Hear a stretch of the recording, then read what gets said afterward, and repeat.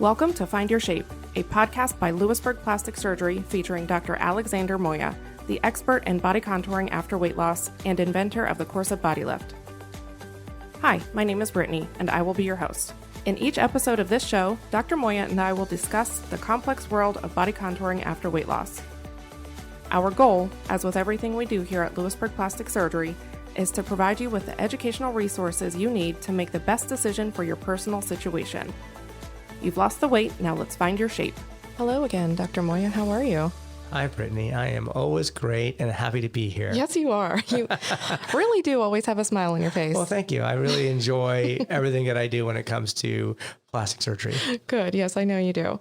All right. So today I want to talk about an upper body lift and really what that means for you as a procedure that you offer to your patients, because an upper body lift, in your words, isn't always an upper body lift to another plastic surgeon, right? That is correct. And I guess you're talking about in a woman. Is that correct? In a woman, I would say, okay. Yes, more so. We have more women patients. We'll talk about that today then.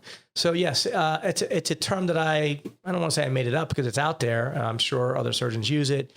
But for me, an upper body lift includes certain body areas. Basically, it includes the arm, the underarm, the lateral chest, and the breast. So if you treat all that at one time, and then you're treating the other side, that is what I call an upper body lift. So the procedures that make up an upper body lift are an arm lift, something I call a lateral chest tuck, and a breast lift. So that means you can do an upper body lift with or without an implant, depending on the patient. And that means that when we're doing a breast lift, it is an anchor breast lift.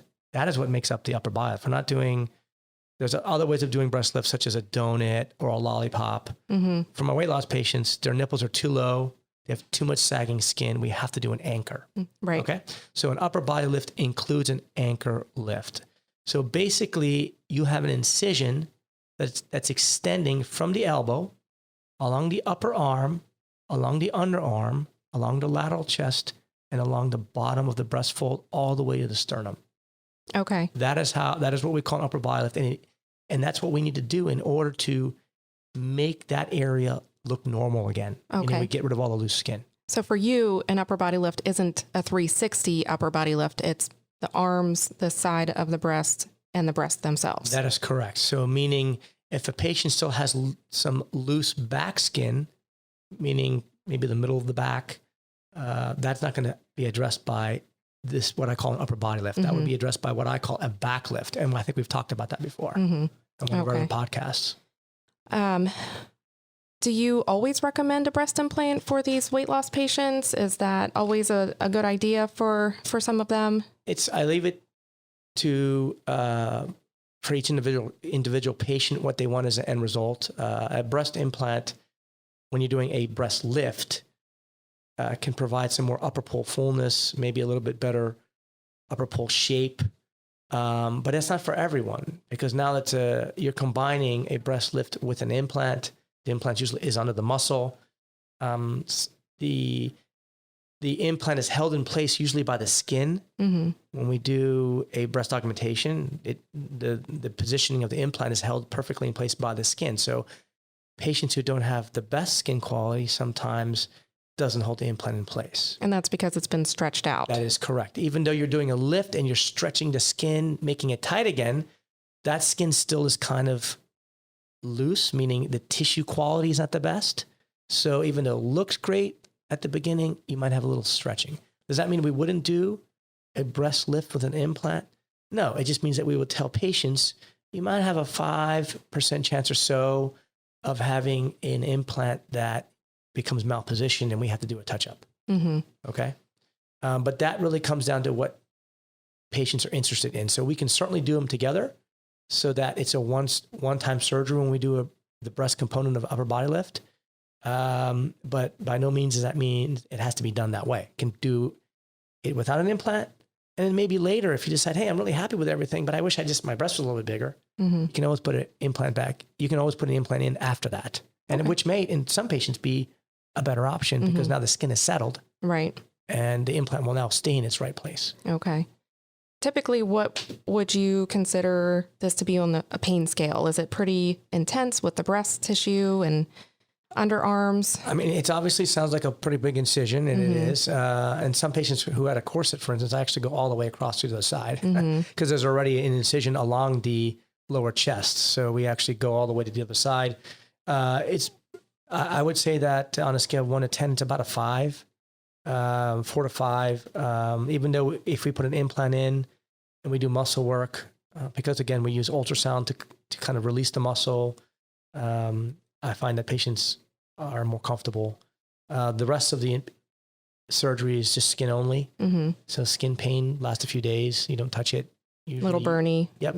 Usually you're okay after a few days. So yeah, I find that it's lower on the pain scale compared to some kind of body lift. Okay.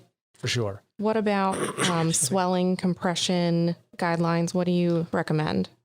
So when we do an upper body lift, and it includes arms, obviously the breasts, we'll do a surgical bra that will hold the dressings in place. We use ACE wraps for the arms. A lot of times maybe we'll switch them into a compression garment that includes a sleeve. It comes down to patient comfort.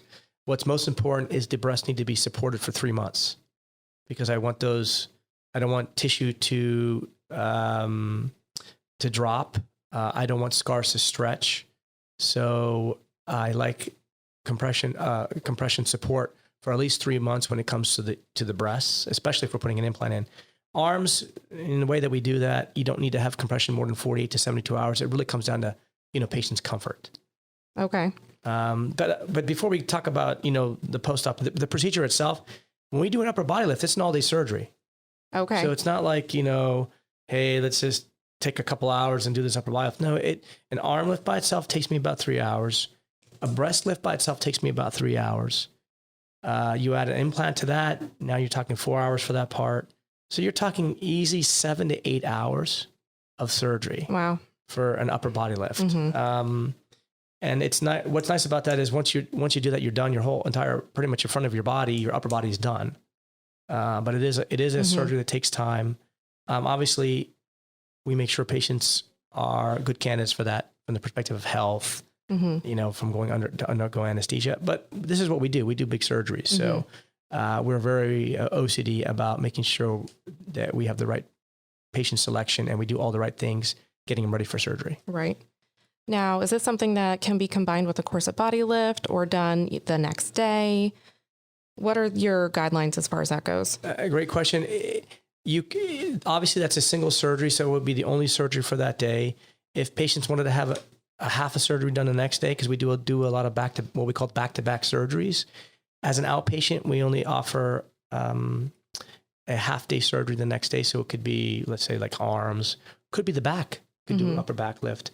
But we cannot combine that with a corset body lift because I now have an incision along the breast fold, and the breast fold has to heal before we go back into it at least 9 months. Otherwise, we may lose the position of the breast fold. Okay. And that's the issue and why we need to stage it.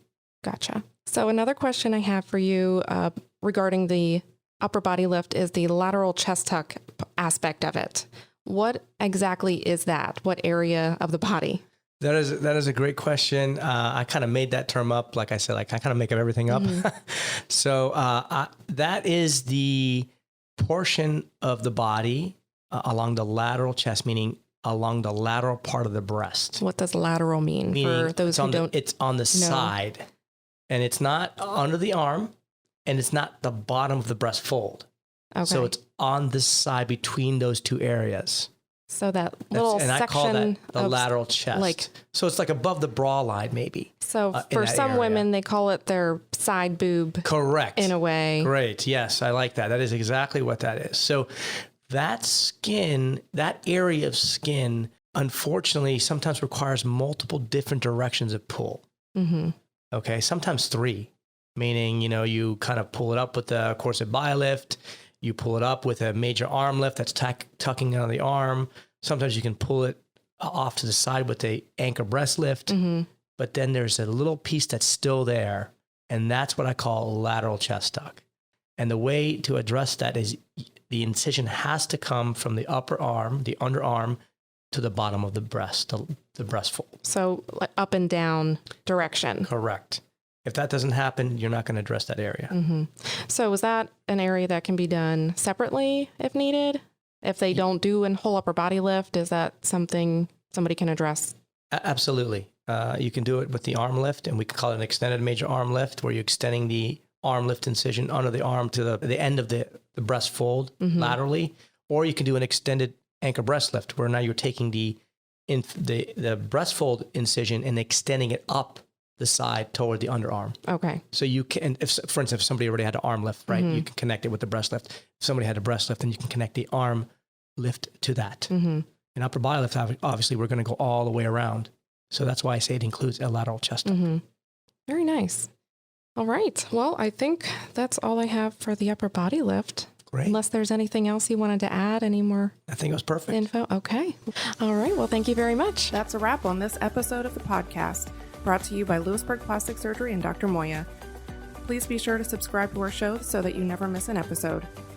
And for more information on Lewisburg Plastic Surgery or the Corset Body Lift by Dr. Moya, please visit us online at lewisburgplastic.com. We'll see you next time.